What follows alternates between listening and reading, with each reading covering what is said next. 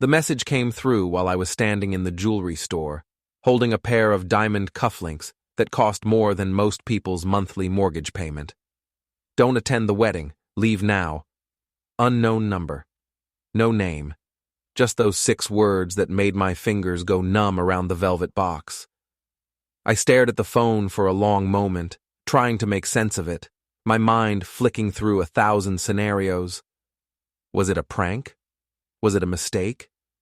Who would send such a cryptic message? And why now? The wedding was in less than a week, and it was supposed to be a joyful occasion. Leona's wedding. My only daughter. The diamond cufflinks glinted in the light, mocking me with their brilliance. I set them back on the display table as though the weight of the message had somehow drained the sparkle from them. I looked around at the jewelry store, the polished counters, the glass cases filled with pristine treasures, the hum of soft classical music in the background. Everything felt surreal, like I was caught in some strange, inescapable dream. I'm Arthur Brennan, 60 years old. I've built my construction materials business from nothing. 35 years ago, I started with a pickup truck, a load of lumber, and a single dream: to create something bigger than myself. Now I own 6 warehouses across 3 states, with a small fleet of trucks and hundreds of employees. I've worked my entire life to get here, taking every risk and making every sacrifice. But there are moments, more than I care to admit, when I feel like I'm just playing catch-up, trying to stay one step ahead of the next disaster. I've always been good at spotting the warning signs, though. I've learned to trust my gut. So when I felt the first pang of unease from that message, I didn't ignore it. I stepped outside the store into the October sunshine, letting the warmth of the day hit my face as I dialed the number back. It rang 4 times before a voice answered. "Mr. Brennan?" It was a man's voice, rough, like he'd spent too many years smoking cheap cigarettes. "Who is this?" I demanded, my pulse quickening. Henry Polk. We worked together back in '98. The name hit me like a sledgehammer. Henry had been my business partner for 3 years before we had a falling out over expansion plans. He wanted to borrow big, go all in, build fast, while I wanted to grow steady, build from a solid foundation. We split the company down the middle, shook hands, and hadn't spoken in over 2 decades. I had no idea what Henry could want from me now, but I knew this. If he was calling after all these years, it couldn't be good. "Why are you calling me, Henry?" "Because I know what your daughter and that husband of hers are planning. And if you walk into that wedding next Saturday, you're finished." I gripped the phone tighter, trying to steady my breath. "My daughter?" I repeated, dumbfounded. "Leona, getting married. To Carl Winters, a smooth-talking real estate developer with perfect teeth and a firm handshake. They'd been together for 3 years, engaged for 1. The wedding was supposed to be the event of the season. 200 guests, riverside venue, live orchestra. Everyone in town had been talking about it for months. But now, the ground felt like it was slipping beneath me. "What do you mean? What are you talking about?" "Carl's in debt. Gambling debt. Over $400,000 to some very serious people. He needs cash fast, and your business is the target." "That's insane," I muttered, shaking my head. The idea was so outlandish that for a moment I almost laughed it off. Carl Winters? A gambler? No, that wasn't the man I'd seen with Leona. He was polished, refined, the kind of guy you'd expect to lead a boardroom, not hang around with shady characters. "They're planning to have you declared mentally incompetent. They've already got a doctor lined up, Dr. Patricia Keene, psychiatrist. She'll testify that you're suffering from dementia, early-stage Alzheimer's, whatever they need. Leona will get emergency guardianship, and then they'll sell your business to cover Carl's debts." I stepped back, feeling dizzy, and leaned against the brick wall of the jewelry store. The street sounds, cars, people talking, a distant siren, all faded into white noise. Everything seemed far away, as though I were watching this unfold from a great distance. "Why would you tell me this?" I asked, my voice shaking slightly. Henry paused.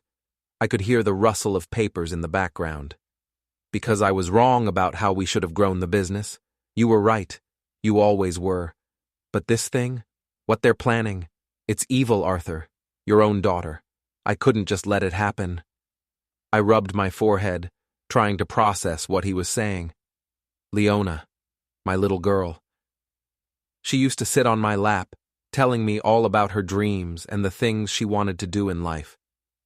We had a special bond, just the two of us. Her mother had passed away when Leona was 12, cancer, and I raised her alone, watching her grow into the woman she had become. I gave her everything. I sacrificed everything to make sure she had the opportunities I never did. And now this. I swallowed hard, fighting back the surge of emotions threatening to choke me. "How do you know all this?" I asked, my voice barely above a whisper. Carl Winters had always seemed perfect for Leona. Perfectly polished, perfectly composed. Everything about him had seemed so right. So I had pushed the small nagging doubts out of my mind, convinced they were just that. Doubts. Small. Insignificant. But now they were screaming at me. Carl came to me 2 months ago, desperate, drunk, stupid enough to tell me everything. He asked me for money. Of course, I said no. But after that, I started asking around, watching. And it's real, Arthur. They've been working on it for months. I closed my eyes, picturing Leona's face. Was this possible? Could she really be part of something like this? She had never given me a reason to doubt her. She'd always seemed so independent, so capable. I had no idea who she had become in the years since she left the company. But now, everything felt like a lie. "I need proof," I said, my voice steady now, though my heart was pounding. "I don't have proof, Arthur," Henry said, his voice softening. "But you can find it. Check your office files, your accounts. Leona's been accessing your documents. Carl's been to your business at least 4 times in the last month. Your office manager, Sandra, she told Leona about it. Carl's been acting like he's helping her with paperwork, but Sandra said it didn't add up. If you ask her, she'll confirm." I felt a chill run through me. Sandra had mentioned something like that to me 3 weeks ago. I hadn't thought much of it then. I thought Carl was just helping out with some minor business details. But now, it felt like a trail of breadcrumbs leading me straight into the heart of this nightmare. "If this is some kind of revenge thing, Henry," I began, my voice rising in suspicion. "Arthur, I'm 73 years old. I've got grandkids, a house in Florida. I don't care about revenge. I care about right and wrong. And this is wrong." There was a click as he hung up. I stood there for 5 minutes, just breathing, my mind whirling with possibilities. Finally, I shook myself out of my stupor, grabbed my car keys, and walked back into the jewelry store. I bought the cufflinks, those expensive, gleaming symbols of my success, and drove home, my mind racing. I hadn't thought about how this moment would change everything, how I would now have to confront the very people I'd trusted the most, the people who were supposed to be family. But the truth is, I didn't know how deep this deception went. And as I drove through the quiet streets of my neighborhood, I couldn't shake the feeling that the wedding, which had once seemed like the happiest day of Leona's life, might just be the beginning of the end for everything I'd worked so hard to build. My house sits on 2 acres in Oakmont, a suburb where the lawns are always green and the neighbors wave but don't pry. It's a 4-bedroom colonial I built myself in 1992, right after my wife died. Solid construction, brick foundation, copper pipes throughout, everything built to last. I went straight to my home office, a converted sunroom with filing cabinets, a desk, and a computer I barely knew how to use beyond email and spreadsheets. I pulled out the files on my business, articles of incorporation, partnership agreements, my will, updated 3 years ago, which left everything to Leona. Life insurance policies, property deeds, nothing seemed out of place. Then I checked my desk drawers. The bottom left drawer had a lock that I rarely used because I rarely locked it. I pulled it open. Empty. Not completely empty. There were pens, paper clips, old business cards. But the file I kept there, the file with my original business formation documents, the ones with all my signatures and notarizations, was gone. I sat down hard. My phone rang. Leona. "Hey, Dad, did you get the cufflinks?"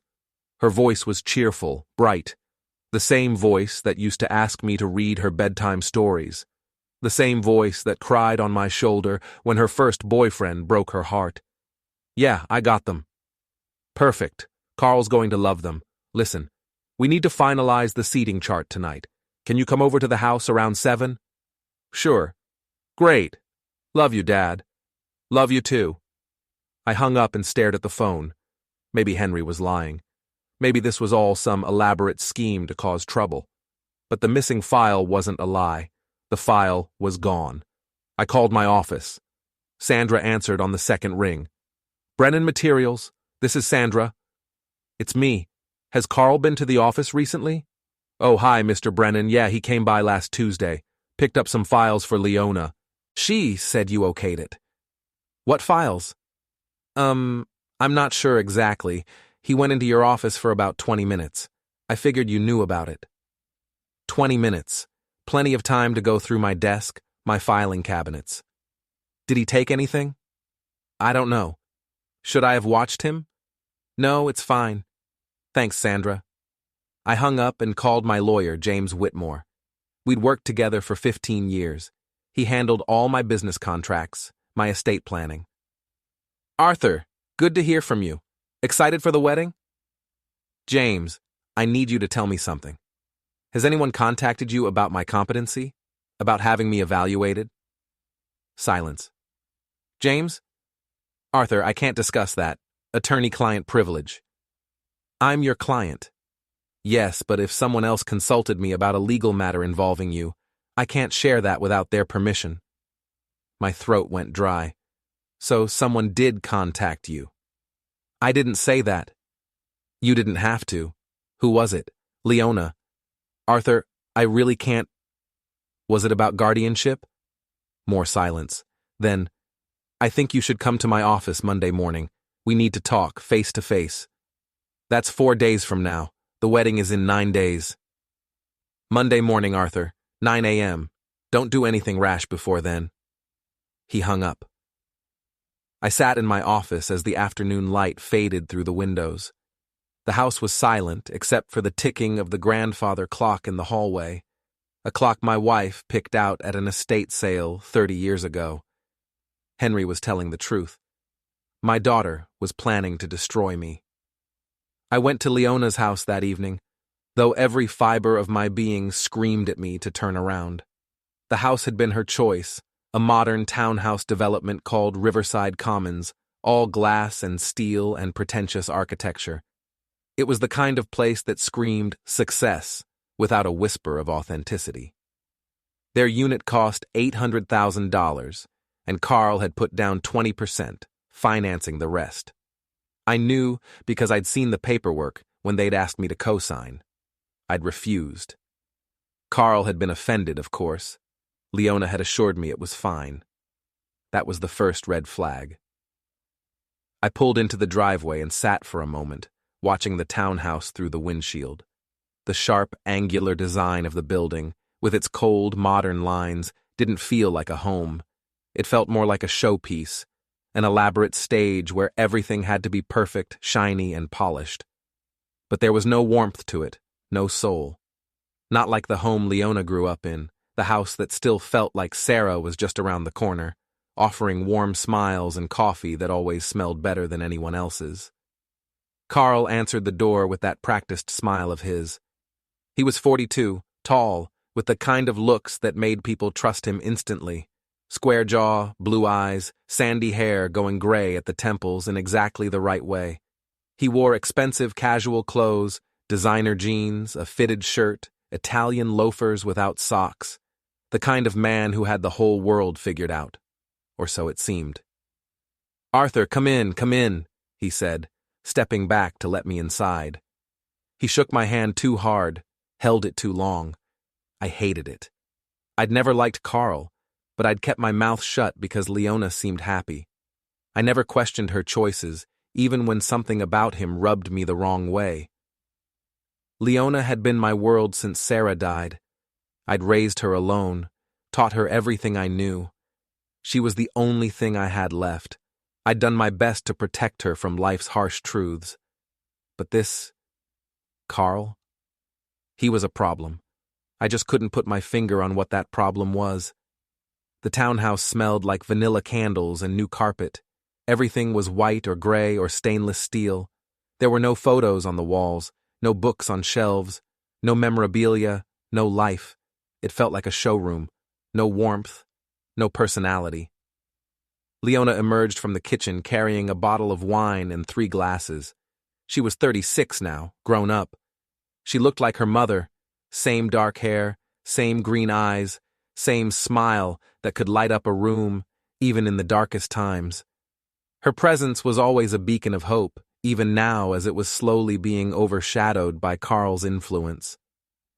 "Dad, you made it," she said, her face lighting up at the sight of me.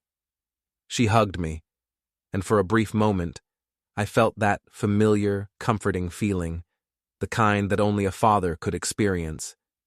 But then the sensation was quickly replaced by the gnawing discomfort that had been building ever since Henry's phone call. The smile on Leona's face seemed so genuine, so sincere. I almost wanted to believe it, but I couldn't let myself.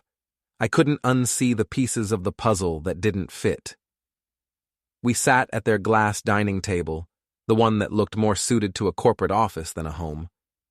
Carl poured wine into our glasses, his usual exaggerated gestures meant to impress, pouring my glass even though I hadn't touched the previous pour. He always had a way of making things feel like a performance. Leona spread out the seating chart across the table, a complicated diagram with color-coded tables and dietary restrictions noted in the margins. "So we've got your side of the family at tables 1 through 4, Leona said, pointing at the chart with a pen, her voice cheery. "Carl's family is 5 through 8, and then friends and colleagues are scattered throughout." I pretended to study the chart, though it all felt like noise. "Looks good," I muttered. "We're putting you at the head table with us, obviously," Leona continued, her voice hopeful, but there was something strained behind her words. "You'll give a speech after dinner, before the first dance." "A speech," I repeated, raising an eyebrow. I wasn't sure if I was more annoyed by the expectation or by how well Carl and Leona had planned everything to the last detail. It was all too rehearsed. "Just something short," Leona said, not noticing the flicker of discomfort in my voice. "You know, welcome everyone. Talk about how happy you are. Maybe share a funny story about me as a kid." Carl refilled my wine glass, his eyes glinting with that predatory glimmer I hated. He had been doing this for years, playing the role of the charming, perfect fiancé. His smile was too polished, his laughter too well-timed. I wanted to find the cracks. I wanted to expose the man behind the mask, but instead, I nodded. "Leona's been practicing her vows," Carl said, clearly proud of himself. "They're beautiful, really heartfelt." "I'm sure they are," I replied, trying to mask the bitterness that bubbled beneath my surface. The conversation shifted to flowers, music, photographers. Leona was animated, excited. This was her day, her dream. She was so wrapped up in the excitement of it all that she couldn't see the storm gathering around us. Carl kept touching her hand, her shoulder, playing the part of the devoted fiancé so perfectly, it made me sick to my stomach. His gestures were smooth and practiced. Every touch was calculated, meant to reinforce his dominance, to ensure that everyone knew who was in control. But I wasn't fooled, not for a second. After a few more minutes, I waited for a lull in the conversation, when the flow of topics slowed down and the casual chatter shifted from one topic to another. And then, when there was a quiet gap, I asked the question that had been gnawing at me since the moment I set foot in this house. "How's the real estate business, Carl?" I asked, looking directly at him. He smiled, but there was a flicker of something behind his eyes. Something dark. Something evasive. "Great. Really great. We just closed on a commercial property downtown. 6 units, mixed retail and office space." "That's impressive," I said, though the words felt hollow in my mouth. I wasn't impressed. I wasn't even interested in the business. I was interested in what Carl wasn't saying. "Big investment?" "Well, you know how it is," he said with that signature infuriating smile. "Leverage and timing. The market's good right now." "You borrow much for these deals?" The smile on his face tightened, the slightest tension in his jawline betraying his calm demeanor. "Standard financing. Nothing unusual," he said. But the way he said it, the way his eyes didn't quite meet mine, told me everything I needed to know. I felt a flicker of doubt rise within me. But before I could press further, Leona stood up, a little too quickly, as if to break the growing tension in the room. "More wine, anyone?" she asked, clearly trying to steer the conversation back to safer ground. "I'm good," I said, standing up as well. "Actually, I should get going. Long day tomorrow." Leona looked disappointed, her lips turning down at the corners. "Already? We haven't even talked about the rehearsal dinner." "We can do that over the phone," I said quickly, my voice firm, though a little too curt. I could feel the anxiety rising in my chest, the sense that something wasn't right. It wasn't about the rehearsal dinner. It was about everything else. I stood, and Carl stood too, a little too quickly. His presence at that moment felt like a subtle barrier, blocking my way to the door. Not aggressive, just there. His chest puffed out slightly as he took a step closer. "You doing okay, Arthur?" Carl asked, his tone dripping with false concern. "You seem tired." "I'm fine," I said, voice tight. "Thanks for asking." "Because we worry about you, you know," he continued, stepping just a little too close. "Living alone in that big house, working all the time. Maybe it's time to think about slowing down." And there it was, the first hint of the trap they were setting. The opening salvo. He was trying to plant a seed, to get me thinking about my future in a way that aligned with their plans. I said, keeping my voice steady, though it took all my strength not to let my anger spill over. I pushed past him, avoiding his calculating gaze, and Leona followed me to the door, her hand gently resting on my arm as she walked me out. "Dad, seriously, are you okay? You seem off," she said, her voice laced with concern. I looked at my daughter, really looked at her, searching her face for any hint of guilt, any trace of hesitation. Was she aware of what was happening? Did she know? Or had she been completely swept up in Carl's world, in this perfect, shiny facade? But all I saw was concern. Either she was a better actress than I'd realized, or she'd convinced herself that what they were planning was somehow for my own good. "I'm fine, honey," I said, forcing a smile, my voice breaking slightly. "Just a lot on my mind with the business." She hugged me again, lingering for a moment longer than usual, as though she were afraid to let go. "Well, try to relax. This is supposed to be a happy time." "I know," I said quietly, but my voice betrayed me.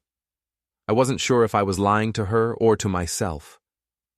I drove home through the darkness, past the neat suburban houses with their porch lights glowing, families inside safe and oblivious.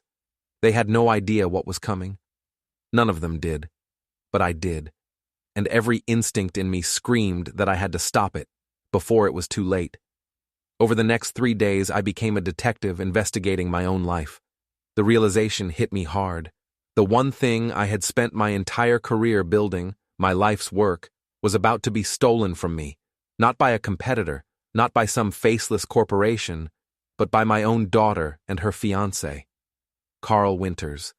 The man I had reluctantly accepted as part of the family, the man I had never trusted, was going to ruin everything I had ever worked for.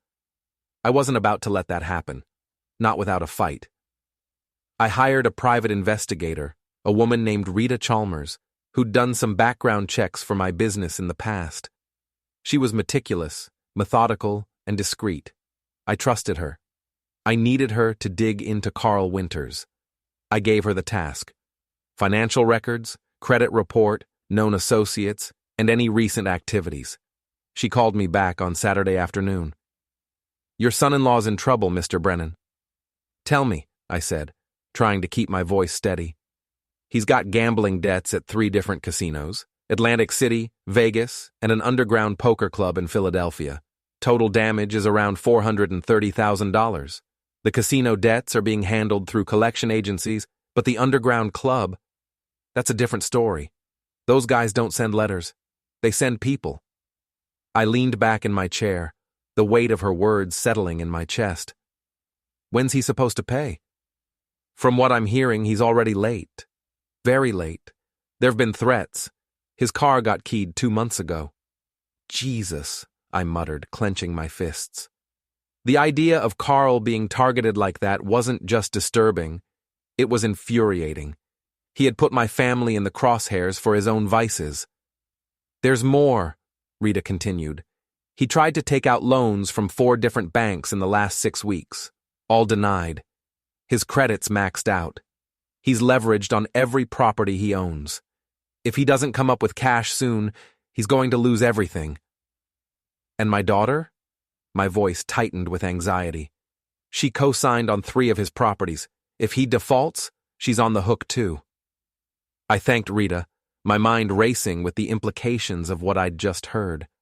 My daughter Leona had no idea what she was about to walk into. She had co-signed on his properties, putting everything she had in jeopardy. I couldn't let that happen. I couldn't let her lose everything. Sunday, I spent the day going through my business accounts. Carl had been careful, but not careful enough. Small withdrawals from petty cash, expense reports for lunches that never happened. He'd been padding receipts, skimming maybe $2,000 or $3,000 over the past 2 months. Not enough to be obvious, but enough to suggest he'd had access to my accounts. It wasn't just a matter of gambling debts anymore. It was betrayal. It was theft. The more I uncovered, the more I realized Carl had been operating behind my back for months, feeding off my hard work while pretending to be the model son-in-law. He had been systematically chipping away at the foundation of everything I had built. Monday morning, I sat in James Whitmore's office, my business attorney for the last decade. James was 68, gray-haired, with the kind of calm demeanor that came from 40 years of practicing law. He didn't waste time. "Leona came to see me 3 weeks ago," James said, getting straight to the point. "She wanted to know about guardianship procedures. She said you'd been forgetting things, getting confused, making irrational business decisions." "That's a lie," I interrupted, my voice sharp. "I figured as much," James said, his expression unreadable. "But she had examples. Dates you missed appointments, contracts you supposedly misread, a situation where you apparently forgot a major client meeting."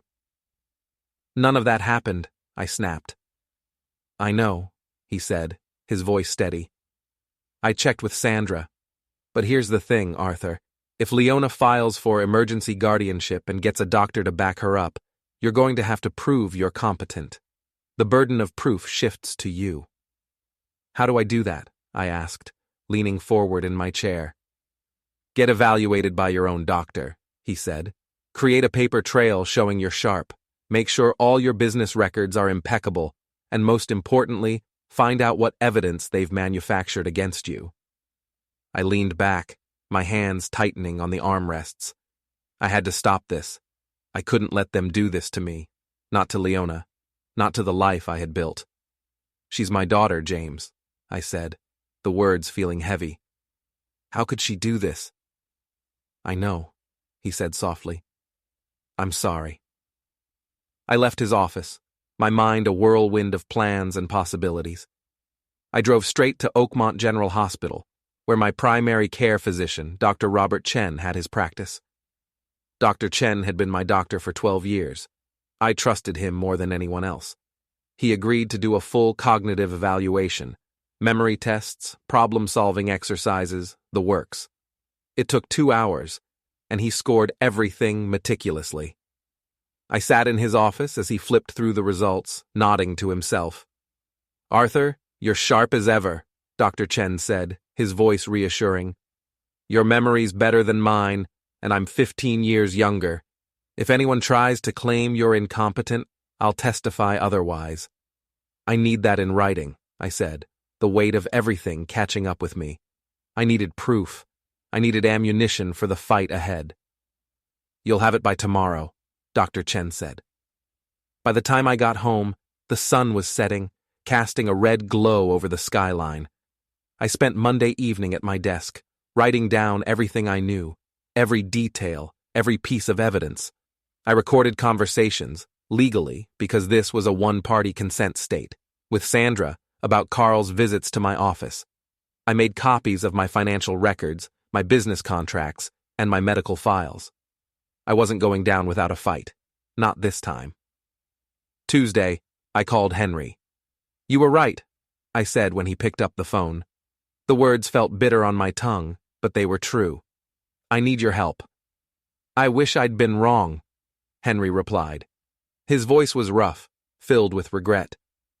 "I need someone on my side," I said. "I'm going to expose them, at the wedding, in front of everyone. But I need someone who knows the business, who can back me up if they try to claim I'm delusional." "I'll be there," Henry said immediately. "You're not invited," I said, a hint of a smile creeping onto my face despite the gravity of the situation. "So I'll crash. Wouldn't be the first wedding I've shown up to uninvited," he replied, his voice dry. I chuckled, though it felt hollow. "I'll need you in the back. Be ready to step in when I give the signal." Wednesday, I met with Luis Cortez, a sound technician I knew from corporate events. Luis was a professional, someone who could make anything happen with the right equipment. I explained what I needed, a way to broadcast audio throughout the wedding venue without the venue staff knowing until it was too late. "Technically possible," Luis said, his brow furrowing as he calculated the logistics. "But it's going to cost you, and you'll have to be quick. Once they realize what's happening, they'll pull the plug." "How long do I need?" I asked, my mind already running through scenarios. 5 minutes. Maybe 10 if you're lucky." 5 minutes. That's all I need," I said, my voice steady. By Thursday, 6 days before the wedding, I had everything in place. The medical evaluation proving my competency, the financial records showing Carl's gambling debts, the recordings of Sandra describing Carl's unauthorized visits to my office, the private investigator's report. And I had a plan to expose them all, to make sure that Leona understood the truth before it was too late, to make sure that Carl paid for what he'd done. I wasn't going to let my daughter be another casualty in Carl's game, not if I could help it. The wedding was Saturday at 4 p.m. at the Riverside Grand, a historic venue that overlooked the Schuylkill River. The towering stone columns and ivy-covered walls gave the place an old-world charm, but what caught your eye first wasn't the architecture. It was the view. The river sparkled under the late afternoon sun, the wind gently ruffling the trees that lined its banks. The kind of place where romance and history collided. The ceremony would be outdoors if the weather permitted, followed by a reception in the grand ballroom, which had golden chandeliers, white marble floors, and enough space for 200 guests. Everything about it screamed opulence, from the flowers that had been flown in from a local boutique to the custom-made invitations that arrived in gilded envelopes. It was the kind of wedding most people dream of, and it was about to be my daughter's. But it wasn't just a wedding. It was a battleground. Friday afternoon, I went to the venue for the rehearsal. Leona was there, looking radiant in a sleek white dress that seemed to shimmer even in the daylight. She looked every bit the bride, young, beautiful, and so full of hope that it made my heart ache. I couldn't remember the last time I'd seen her smile like that, genuinely carefree. It felt like a distant memory, before everything had started to fall apart. She was with her wedding planner, a brisk woman named Margaret, who was barking orders to the various staff members, treating the entire event like a military operation. Her clipped voice bounced off the high ceilings, cutting through the clinking of glasses and the rustling of wedding programs. Flowers in place, photographer in position, make sure the seating chart matches the final draft, no mistakes. I couldn't help but feel a twinge of admiration for Margaret's efficiency. She had the precision of a surgeon, and everything about her suggested she wasn't about to let anything ruin the day. I didn't envy her, though. The pressure was on, and it was palpable in the air. Carl was there, too. Of course he was. The groom. He was glad-handing relatives and friends, playing the role of gracious fiancé, shaking hands with the groomsmen, offering hearty laughs, and clapping people on the back as if this was all second nature. His smile was wide, almost too wide, his handshake firm, almost too firm. He was playing the part well, too well. But something about his eyes, those cold, calculating eyes that would lock on you a fraction too long, made my stomach twist. If I didn't know any better, I'd say he was hiding something darker. But it wasn't the time to dwell on that. The wedding party consisted of 3 bridesmaids, 3 groomsmen, and a flower girl, Carl's niece, age 6. The rehearsal was quick and efficient. We ran through the ceremony twice, each time with the precision of a well-oiled machine. The minister, Reverend Paul Stevens, was patient and professional, his deep voice calm and assuring. He asked if I wanted to practice my speech. I paused for a moment, considering his offer. What could I say?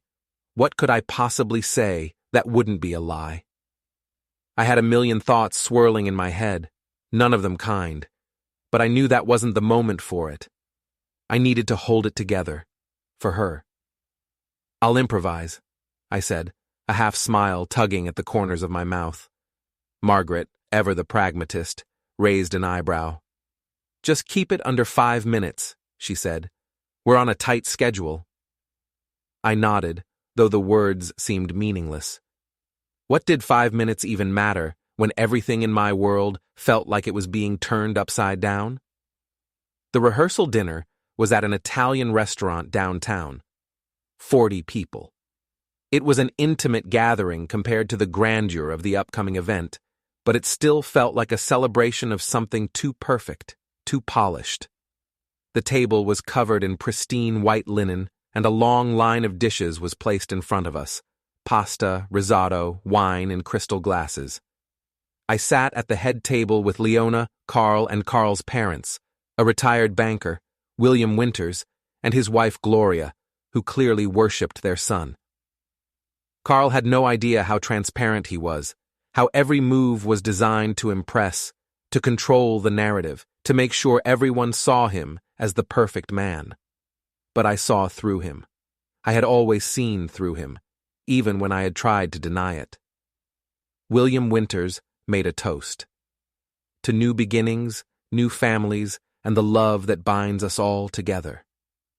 The group around the table lifted their glasses, the clink of crystal echoing in the spacious restaurant. Everyone was smiling, laughing, basking in the glow of a future that seemed so bright, so full of promise. But I couldn't shake the unease crawling up my spine. I raised my glass too, but I didn't feel the celebratory warmth everyone else was drinking to. Instead, I felt a coldness settle over me. I drank the wine. It was rich, full-bodied, a deep red that lingered on my tongue. But it tasted like ash. The whole scene felt like a movie playing in slow motion, where I was the only one aware of the plot twist coming. I thought about how easy it would be to stand up right now, to say the truth, to expose Carl for what he was. How easy it would be to tear it all apart, to destroy everything with a single sentence. But that would be too easy, too private. I wanted everyone to see, everyone to know. I wanted the entire world to witness the ugly truth, but I didn't. I stayed silent, a mask of composure painted on my face. It was better this way. Better for Leona. For now. After dinner, Leona pulled me aside. "Dad, I just want to say thank you. For everything.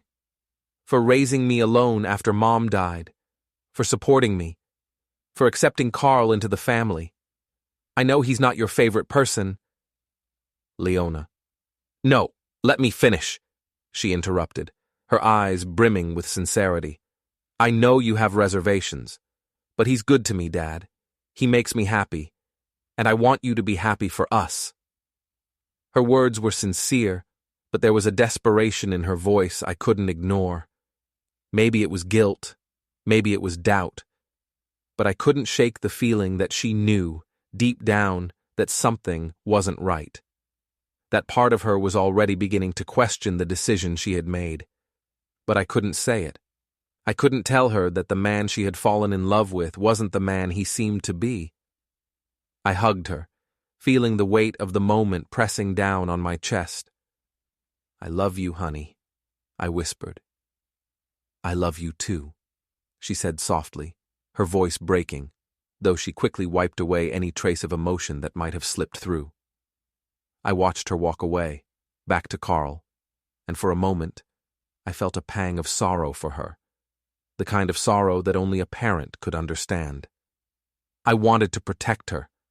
I wanted to save her from the decision she had made, but I knew it wasn't my place. That night, I couldn't sleep. I lay in bed, staring at the ceiling, thoughts spiraling through my mind like a storm. I kept thinking about Sarah. Sarah would have known what to do. She always did. She was the emotional center of our family, the one who could navigate relationships, who understood people in ways I never could. She had a way of seeing through the noise, finding the heart of the matter. But Sarah was gone, and I was alone. Saturday morning, I put on my tuxedo, black, custom-tailored with the diamond cufflinks I had bought for the occasion. As I stood in front of the mirror, adjusting my collar, I looked at my reflection. 60 years old, gray hair, deep lines etched into my face from decades of hard work, stress, and sacrifice. I looked like a man going to his daughter's wedding, a proud father, but I didn't feel like that man. Not anymore. I felt like a man going to war. I turned away from the mirror and grabbed my coat, a heavy weight settling in my chest. The sun was already high, casting long shadows across the floor. The day ahead felt like a ticking clock, counting down to something I couldn't fully understand. I walked out the door, knowing that this would be a day I would never forget. Whether I wanted to or not. The wedding ceremony was perfect. Clear blue sky, temperature in the low 70s, a gentle breeze coming off the river. 200 guests seated in white chairs arranged in neat rows. Flowers everywhere, roses, hydrangeas, peonies, a string quartet playing classical music. I walked Leona down the aisle. She looked beautiful in her white dress, lace and silk, elegant and simple. She held my arm and whispered, "Thank you, Dad." I gave her away to Carl, who stood at the altar looking appropriately solemn and joyful. The ceremony lasted 30 minutes. They exchanged vows they'd written themselves. Carl talked about finding his soulmate, his partner, his future. Leona talked about love overcoming all obstacles, about building a life together, about family. I sat in the front row and watched and felt nothing. The reception started at 6. The grand ballroom was decorated in silver and white, elegant, expensive, tasteful. A live band played jazz standards. Waiters circulated with champagne and hors d'oeuvres. People laughed and talked and celebrated. I found Luis, the sound technician. He was dressed as one of the venue staff, blending in perfectly. "We're ready," he said quietly. "Just give me the signal." After dinner, during the speeches, "You sure about this?" "No, but I'm doing it anyway." Dinner was served at 7. Filet mignon, roasted vegetables, risotto. The food was excellent. I barely tasted it. Carl's best man gave a speech, funny anecdotes about bachelor parties and college pranks. One of Leona's bridesmaids gave a speech about their friendship, how Carl made Leona happier than she'd ever been. Then it was my turn. I stood. The room quieted. Luis stood near the sound booth, ready. Good evening, everyone.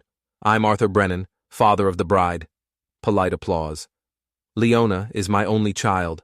Her mother and I had her late in life, and when her mother died, Leona was just 12 years old. I raised her alone, sent her to college, watched her build a career. I'm proud of the woman she's become. More applause. Leona smiled at me from the head table.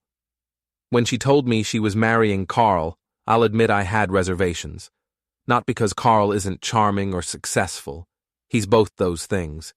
But because I've learned over 60 years that people aren't always what they seem. The room was silent now. Carl's smile had frozen. For example, did you know that Carl has gambling debts totaling over $400,000? Gasps, murmurs. Carl stood up. Arthur, what the hell? I held up my hand. Luis started the recording, Carl's voice, crystal clear through the sound system. I need the money, Leona, if I don't pay these guys. Leona's voice. We can't use your money. He'll know. Carl's voice. Then we use the plan. Get him declared incompetent. You get guardianship. We sell the business. Problem solved. The recording continued for 3 more minutes. Details of their plan, names of the doctor they'd bribed, discussions of how to forge evidence of my dementia, all recorded during a conversation they'd had in Carl's car 2 weeks ago, courtesy of a device Rita had installed. The room erupted. People standing, shouting. Leona's face was white. Carl lunged toward me but was grabbed by 2 groomsmen. You bastard! Carl screamed. You had no right. I had every right, I said calmly. This is my daughter, my business, my life you were planning to destroy. I pulled out a document from my jacket pocket. This is a new will I had drawn up yesterday. Everything, the business, my personal assets, my properties, goes to charity, specifically to a foundation that helps elderly people fight guardianship abuse. Leona and Carl, you get nothing. Leona was crying now. Dad, please. I also filed a formal complaint with the state medical board about Dr. Patricia Keene. She'll likely lose her license. And I filed a civil suit against both of you for attempted fraud and conspiracy. Carl broke free from the groomsmen and charged at me. He swung. I sidestepped. 60 years old, but I still had reflexes. He stumbled. 2 security guards appeared and grabbed him. The band had stopped playing. Half the guests were on their feet. Some were leaving. Some were arguing. Leona's bridesmaids surrounded her, trying to comfort her. Henry appeared at my side. Time to go, Arthur.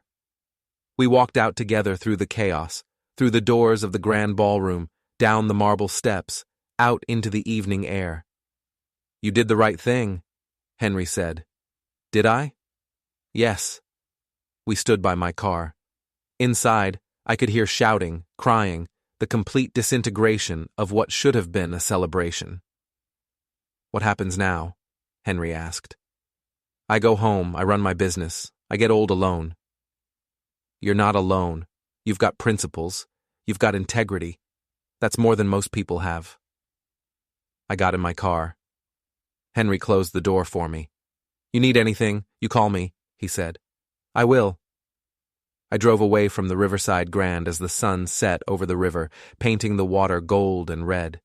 In my rearview mirror, I could see people streaming out of the venue, gesturing, talking on their phones, taking pictures. The wedding was over. My daughter was gone, and I was free. The lawsuit took 4 months. Carl filed for bankruptcy. The gambling debts consumed what little he had left. He and Leona separated 3 weeks after the wedding.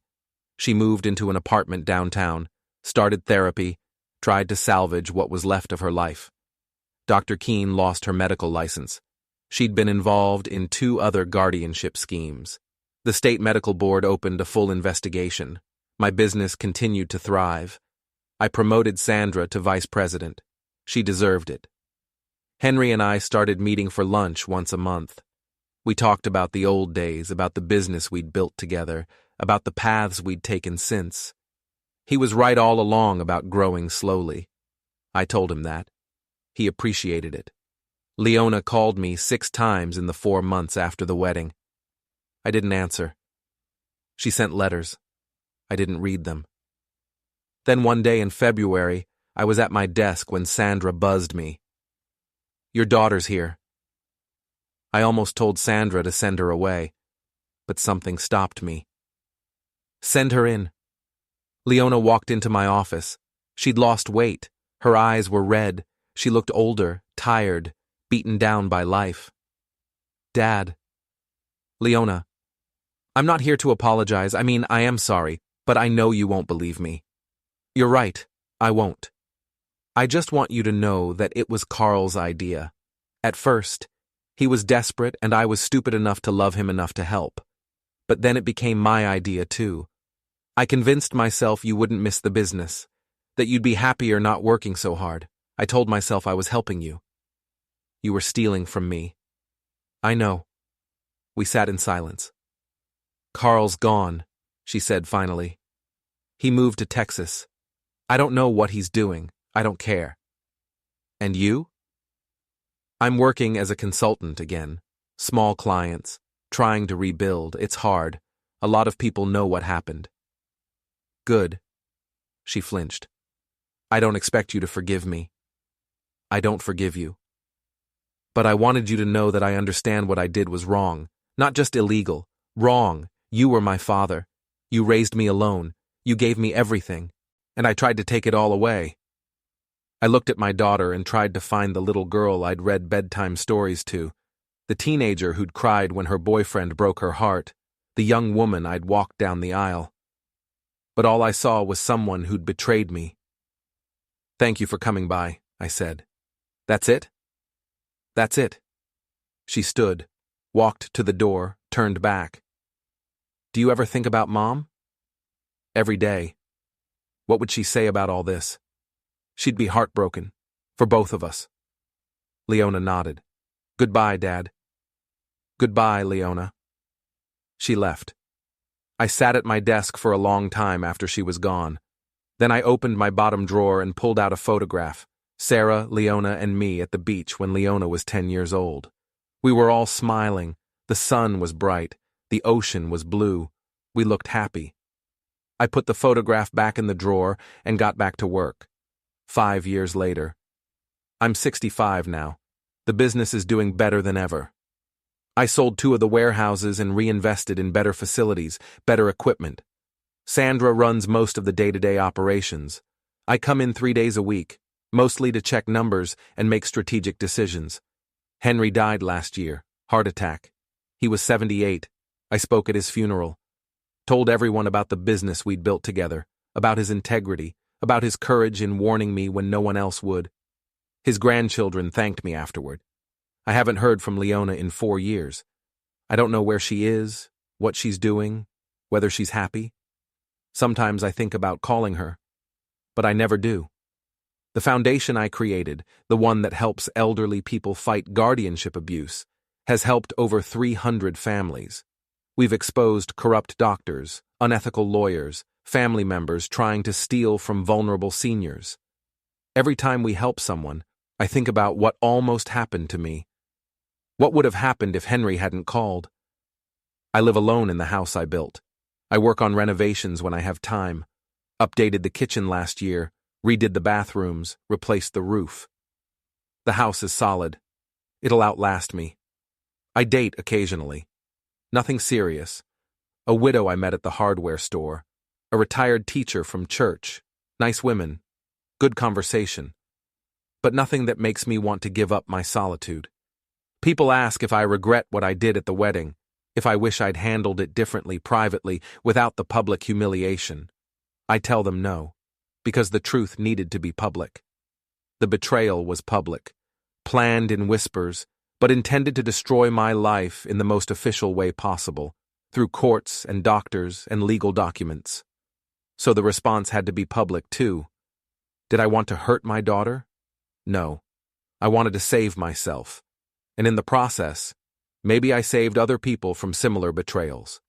The publicity around the case led to new laws in our state about guardianship abuse, about requiring multiple doctors to sign off on incompetency declarations, about giving the allegedly incompetent person the right to legal representation before any proceedings begin. So maybe some good came from it. But I won't lie. It cost me my daughter, my family, the idea that I'd ever be a grandfather, ever have someone to leave this house to, ever have Thanksgiving dinners and Christmas mornings with people I loved. That's gone. I stand in my office sometimes, looking out at the yard, at the trees I planted 30 years ago that are tall now, mature, and I think about legacy. What I'm leaving behind. A successful business, yes.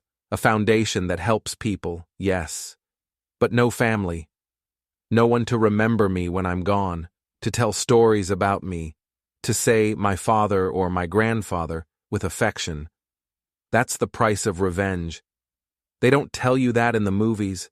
They don't tell you that winning can feel an awful lot like losing, that justice can taste bitter, that being right doesn't mean being happy. But I'd do it again. Because the alternative was worse. The alternative was letting them take everything I'd built, everything I'd worked for, everything I was. The alternative was becoming a victim of the people who were supposed to love me most. And I'm not a victim. I'm Arthur Brennan. I built a business from nothing. I raised a daughter alone. I survived betrayal. I'm still standing. That's enough. It has to be. Today is Saturday. I'm at my desk, working on next quarter's projections. The sun is streaming through the windows. The house is quiet except for the ticking of the grandfather clock, Sarah's clock still keeping time after all these years. My phone rings. Unknown number. For a second, I think about Henry, about that call 5 years ago that changed everything. But I answer. Mr. Brennan, this is Margaret Reed from Social Services. I'm calling about an emergency guardianship case. We have a situation where a woman in her 70s is being taken advantage of by her son. She mentioned your foundation. We were hoping you could help. I pick up a pen. Tell me everything. And I listen, because this is what I do now. This is my purpose, helping other people avoid what almost happened to me, fighting the same fight over and over for people who can't fight for themselves. It's not the life I imagined when I was young, when Sarah and I talked about growing old together, about watching our daughter get married, about grandchildren and holidays, and a house full of love. But it's the life I have, and it's mine.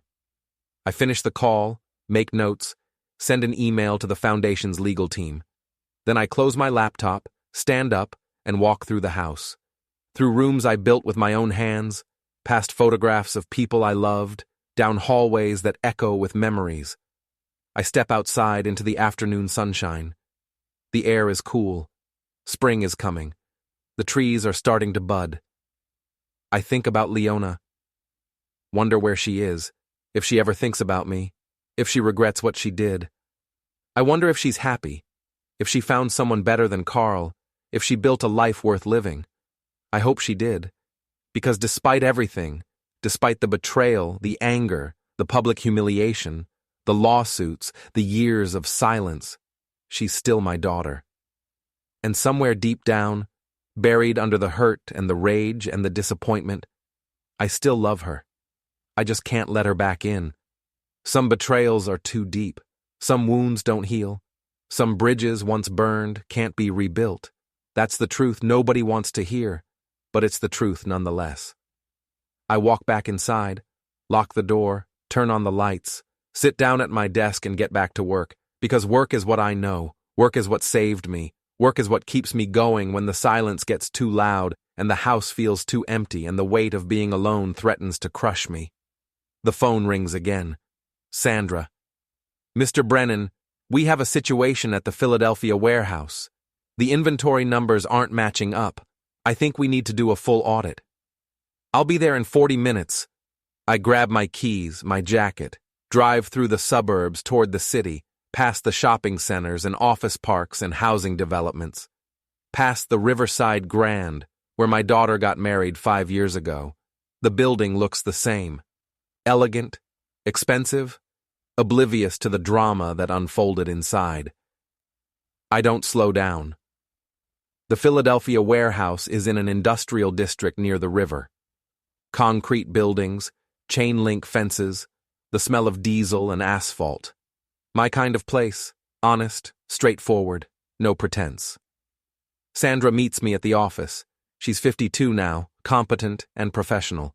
She's been with me for 18 years.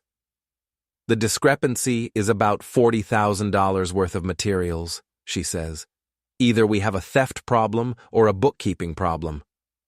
We spend 3 hours going through invoices, delivery receipts, inventory logs. It's a bookkeeping problem. Someone entered numbers wrong in the system, double-counted a shipment. Easy fix. You didn't have to come down here, Sandra says as we're wrapping up. I could have handled this. I know, but I wanted to. She studies me. You doing okay, Mr. Brennan? You've seemed, I don't know, distant lately. I'm fine. It's been 5 years since the wedding. Maybe it's time to… Sandra. I know, not my business, but you're a good man. You deserve better than spending every Saturday working. This is what I choose? Okay. She doesn't push. That's why she's vice president. I drive home as the sun sets. Stop at a diner for dinner. Meatloaf, mashed potatoes, coffee. The waitress knows me, brings me coffee without asking. I eat alone at a booth by the window, watching cars pass on the highway. My phone buzzes. Email from the foundation. Another case, this time in Ohio. A man in his 80s whose daughter is trying to force him into a nursing home so she can sell his house. The man is sharp, healthy, independent, but she's got doctors saying he's a fall risk, a danger to himself. I forward the email to our legal team with a note. Fast track this. Get him representation immediately. Back home, I pour a drink, scotch, neat, and sit in my living room. The TV is off. The silence is complete. This is my life now. Work, helping others, solitude. Some people would call it sad. Maybe it is. But it's also peaceful. No one can betray me if I don't let anyone close. No one can hurt me if I don't give them the power. I think about Carl sometimes. Wonder if he ever paid his gambling debts, or if those men caught up with him in Texas. Wonder if he learned anything, or if he's running the same scams on someone else.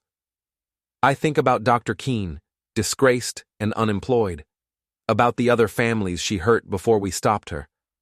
I think about Leona most of all. The last time I saw her in my office 4 years ago, she looked broken. Part of me wanted to comfort her. The father in me wanted to say, "It's okay, we'll figure this out, we'll rebuild." But I didn't, because it wasn't okay, and we couldn't rebuild. Some things stay broken. The scotch burns going down. I pour another. Tomorrow is Sunday. I'll work in the garden, maybe drive to the cemetery and visit Sarah's grave. I go once a month, bring flowers, sit on the bench near her headstone and tell her about the business, about the foundation, about the life I'm living without her. I never tell her about Leona. What would I say? Our daughter tried to destroy me? Our daughter chose money over family? Our daughter broke my heart in ways I didn't know were possible? Sarah would want me to forgive. She always believed in second chances, in redemption, in the power of love to overcome hurt. But Sarah isn't here, and I am. And forgiveness feels like weakness. My phone buzzes again. Text message, unknown number. Dad, it's me. I know you won't respond. But I need you to know I got help. Real help. Therapy, support groups. I understand now what I did. Not just to you, to myself. I betrayed everything Mom taught me. I'm trying to be better. I don't expect forgiveness. But I wanted you to know. L. I read it 3 times. Then I delete it. Not because I don't believe her. Maybe she has changed. Maybe she's genuinely remorseful. Maybe she's become a better person. But it doesn't matter. Because I can't go back. I can't risk it. I can't open that door again. Some people might call that unforgiving, cold, harsh, I call it survival. I finish my drink, go upstairs, get ready for bed. The house creaks and settles around me, the sounds of a building aging, of wood expanding and contracting, of a structure slowly succumbing to time. Like me, I'm 65. Statistically, I've got maybe 15 or 20 good years left, maybe less, maybe more. But the clock is ticking. What will I do with those years? More work, more cases for the foundation, more nights alone in this house. It sounds bleak when I put it that way, but it's honest. And honesty is all I have left. I lie in bed and think about that day in the jewelry store, 5 years ago, when Henry's message came through. Don't attend the wedding. Leave now. What if I'd ignored it?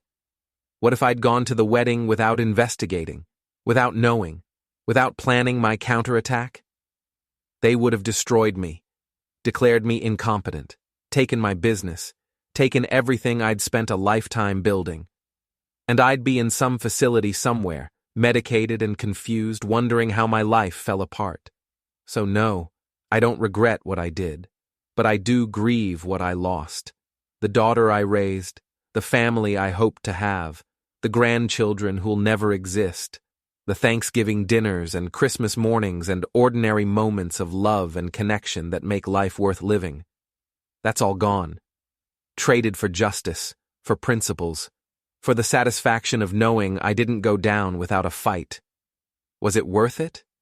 I don't know. Sleep comes slowly. When it does, I dream of Sarah. We're young again in our 30s, and Leona is a little girl running through the yard chasing fireflies. Sarah laughs. I laugh.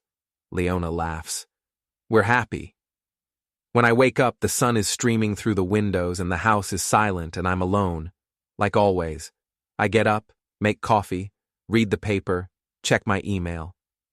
Another case for the foundation, this time in Michigan. A woman in her 70s whose son is stealing her Social Security checks. I send instructions to the legal team. Then I get dressed and drive to the cemetery. Sarah's headstone is gray granite, simple and elegant.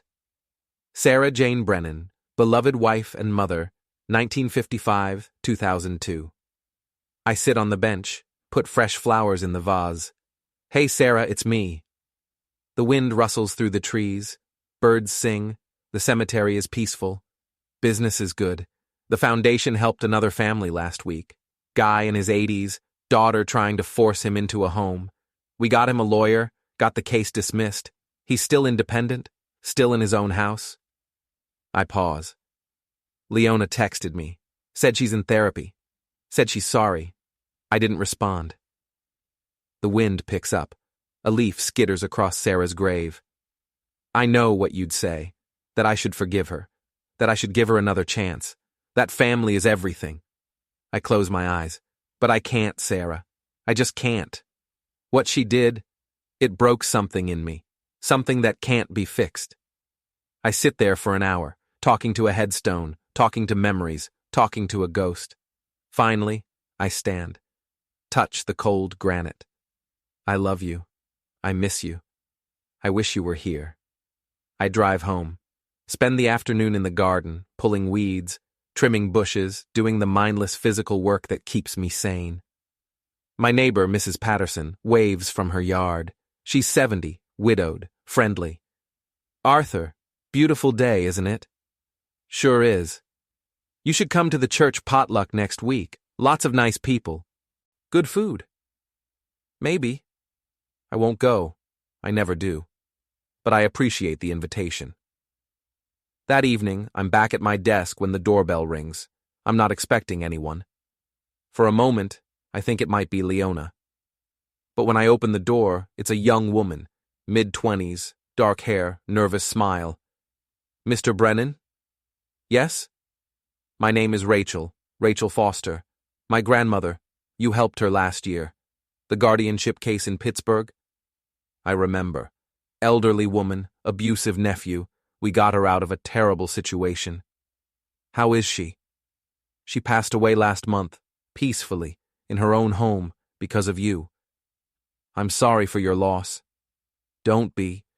You gave her dignity. You gave her control over her own life in her final year. That's everything. Rachel hands me an envelope. She wanted you to have this. Inside is a letter, handwritten in shaky script. Dear Mr. Brennan, thank you for fighting for me when no one else would. You gave me back my life. You are a good man. Don't forget that. Helen Foster. I read it twice. My throat tightens. She talked about you all the time, Rachel says. She said you were her hero. I just did what was right. That's what heroes do. After Rachel leaves, I sit in my living room holding the letter, reading it over and over. You are a good man. Am I? I exposed my daughter's betrayal in the most public, humiliating way possible. I cut her out of my life completely. I refused to answer her calls, read her letters, acknowledge her attempts at reconciliation. Is that what good men do? But I also built a foundation that's helped hundreds of people. I've stopped corrupt doctors, unethical lawyers, abusive family members. I've given vulnerable seniors the resources to fight back, to maintain their dignity, to control their own lives. Is that what good men do? Maybe both things are true. Maybe I'm both cruel and kind, both unforgiving and protective, both broken and whole. Maybe that's what happens when the people you love betray you. You become complicated, contradictory, human. I fold the letter carefully and put it in my desk drawer next to the photograph of Sarah and Leona at the beach. Two artifacts of my life, one from the past, one from the present, both reminders of who I am and who I've become. It's late now, past midnight, but I'm not tired. I go to my office and pull up the Foundation's files, read through case summaries, success stories, failures, the ongoing battle against a system that's supposed to protect vulnerable people but often victimizes them instead. This is my life's work now, not building materials, not profit margins, but justice, dignity, protection. It's not the legacy I imagined when I was young, but it's the legacy I've built. And maybe that's enough. Maybe Helen Foster's letter is proof that the last 5 years, the loneliness, the isolation, the sacrifice, meant something. Maybe I am a good man after all. Or maybe I'm just a broken father who channeled his pain into something productive. Maybe it doesn't matter which. I close the laptop, turn off the lights, walk upstairs to bed. Tomorrow I'll wake up and do it all again. Work, foundation cases, solitude, the routine that's become my life. And somewhere out there, Leona is living her life too. Maybe she's happy. Maybe she's still struggling. Maybe she thinks about me as much as I think about her. Or maybe she's moved on, found peace, built a new family that doesn't include the father who publicly destroyed her on what should have been the happiest day of her life. I hope she's happy, despite everything I do, because she's still my daughter. And you don't stop loving someone just because they hurt you. You just stop letting them close enough to hurt you again. That's the difference. I lie in bed and close my eyes and wait for sleep. It comes eventually. It always does. And tomorrow will come after that. And the day after that. And all the days after that, stretching into a future I'll face alone, armed with nothing but my principles, my work, and the knowledge that when it mattered most, I didn't let them win. I didn't let them take what was mine. I survived. And that's victory enough.